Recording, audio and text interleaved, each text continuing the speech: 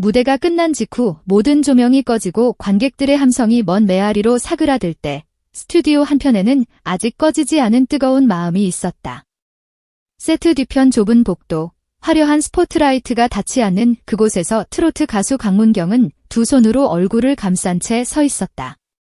그가 흘리고 있던 눈물은 단순한 감격의 눈물이 아니라 영혼 깊숙한 곳을 흔들어 놓은 한 통의 편지가 불러온 폭풍이었다. 그 편지는 공연 직전 스태프의 손을 통해 급히 전달되었다. 하늘색 봉투 안에는 눅눅해진 종이 한 장이 들어 있었다. 보내는 이는 36살 직장인 김소연. 그녀는 말기 암으로 투병하던 어머니가 강문경의 노래로 하루하루를 버텼다고 고백했다. 엄마가 돌아가시던 날, 당신의 바람부는 날이 라디오에서 흘러나왔어요. 그 순간 엄마 얼굴에 마지막 미소가 떠올랐습니다. 라는 문장은 가슴을 꿰뚫는 화살처럼 박혀 있었다. 편지의 끝에는 이제 제가 그 미소의 빈자리를 채우겠습니다. 라는 다짐이 곁들여져 있었다. 편지를 읽는 순간 강문경은 숨을 쉬는 법을 잊을 만큼 가슴이 조여왔다. 수많은 방송과 콘서트를 경험했지만 누군가의 생의 마지막 페이지에 자신의 목소리가 인쇄되었다는 사실은 다른 차원의 무게였다. 그는 무대에 오르면서도 눈가의 뜨거움을 감추지 못했다. 결국 한 곡을 마치고 돌아선 그는 헐떡이는 숨결을 애써 삼켜야 했다. 그 장면을 가장 가까이서 본 이는 MC 신동엽이었다. 신동엽은 카메라가 꺼진 뒤 강문경의 떨리는 등을 토닥이며 조용히 속삭였다. 우리는 때로 노래보다 큰 기적을 만들어내죠. 오늘 당신이 만든 기적은 분명 하늘에 닿았을 겁니다. 스태프들은 그 짧은 멘트에 울컥했고 방청객들도 즉석에서 박수를 보냈다. 그러나 사건은 거기서 끝나지 않았다. 편집본이 방송을 타자 일부 시청자들은 신동엽의 멘트를 두고 감성팔이라며 비판을 퍼부었다. 한 평론가는 진심은 카메라가 꺼진 뒤에 증명되는 법이라며 공개적 위로를 자개 없는 폭력이라고 규정했고, 다른 시청자들은 베테랑 MC라서 가능한 즉흥적 위로라며 옹호에 나섰다. 온라인 댓글창은 찬반으로 갈라져 전쟁터가 되었다. 제작진은 사전 대본 없는 즉흥 발언이었다고 해명했지만 논쟁은 쉽게 가라앉지 않았다. 그 와중에 강문경은 자신의 SNS에 이 편지 덕분에 나는 다시 노래의 이유를 찾았다는 한 줄을 올리며 샵사인 음악이 치유라면 해시태그를 달았다. 당사자의 담담한 고백이 긴 논쟁에 조용한 쉼표를 찍었다. 그러나 대중은 논란이라는 단어에 익숙해져 있었다. 신동엽의 진심 여부를 두고 갑론을박이 오가는 동안 김소연은 제작진에게 감사와 동시에 사과를 전하는 두 번째 편지를 보내왔다. 누군가가 상처받지 않기를, 어머니도 그걸 바라지 않으실 거예요. 라는 문장이 또 다른 물결을 만들었다. 일주일 뒤 열린 콘서트. 맨 앞줄에는 소연 엄마라 적힌 하늘색 명패가 놓인 빈 의자 하나가 자리했다. 조명이 빈자리를 비추자 객석은 숨을 삼켰고 강문경은 예정에 없던 바람 부는 나를 낮게 을조리듯 불렀다. 끝없는 커튼콜이 이어졌고 관객들은 빈 의자 앞에서 조용히 눈물을 흘렸다. 그 빈자리에서 빛이 올라오는 듯했다. 라는 후기가 줄을 이었다. 뉴스 프로그램들은 한 장의 편지가 만든 울림 특집을 쏟아냈고 문화심리학자는 트로트의 서사적 가사와 쉬운 멜로디가 집단 감정을 묶었다며 분석을 내놨다. 반면 음원 차트에서는 바람 부는 날이 발표 2년 만에 역주행 1위를 기록했고 쇼핑몰은 하늘색 편지지 세트와 가사 캘리그래피 액자를 출시했다. 팬덤은 소연 어머니 추모 기금을 자발적으로 조성해 일주일 만에 1억 원을 모아 아동암 환우단체에 기부했다. 선한 영향력이 폭발하는 사이 눈물 마케팅이라는 비난도 거셌다. 시청자위원회에는 슬픔조차 트렌드로 소비된다는 진정서가 접수됐다. 신동엽은 내가 침묵했어도 울림은 존재했겠지만 사람을 살리는 쪽을 택하고 싶었다고 소신을 밝혔으나 과거 농담이 재조명되며 습관적 미화라는 비판이 그를 따라다녔다.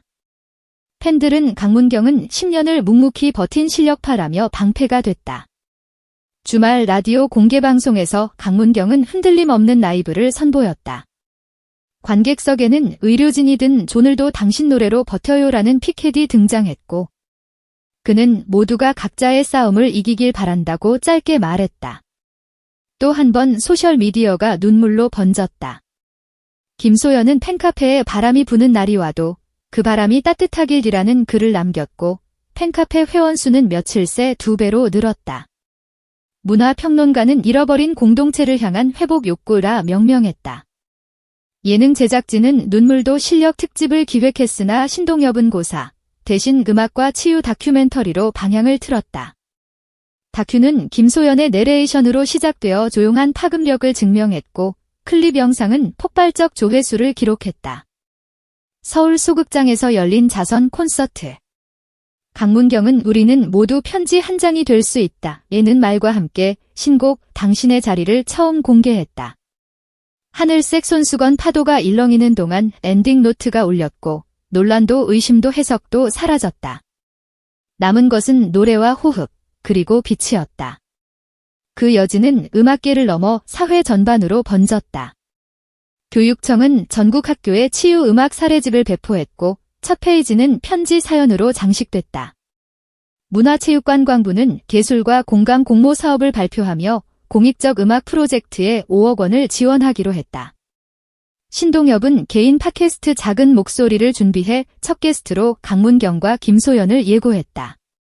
서버는 마비될 정도로 폭주했다. 연말 가요대전은 힐링 스페셜 스테이지를 신설, 신동엽의 편지 낭독과 강문경의 당신의 자리 무대를 예고했다. 제작진은 연출보다 진심이 먼저라며 최소한의 조명과 어쿠스틱 밴드만 사용하겠다고 밝혔다. 트로트 신예 유지호 역시 변화를 이끌었다.